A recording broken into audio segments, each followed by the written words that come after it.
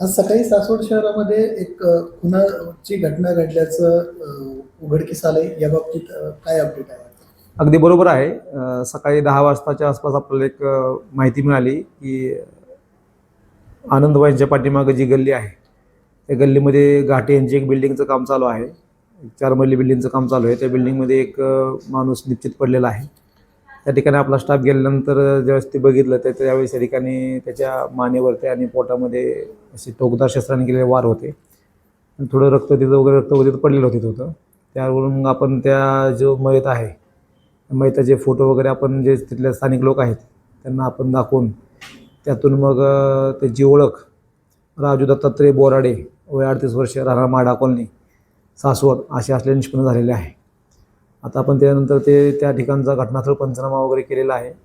बॉडीचं पोस्टमॉर्टम केलेलं आहे. तसेच घटनास्थळावरती फॉरेन्सिक टीम आहे पुण्यावरून. फॉरेन्सिक टीमने व्हिजिट दिलेली आहे.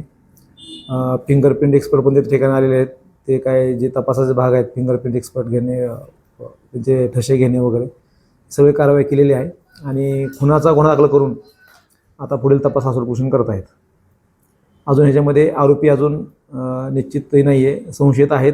संशयितांच्याकडे तपास चालू आहे. सगळ्याच गोष्टी आता काय सगळ्या ओपनली बोलू शकत नाही आम्ही, पण राईट ट्रॅकवर तपास आहे. गुन्हा दाखल करून आता खुनाचा गुन्हा दाखल केलेला आहे आणि तपास सुरू केलेला आहे.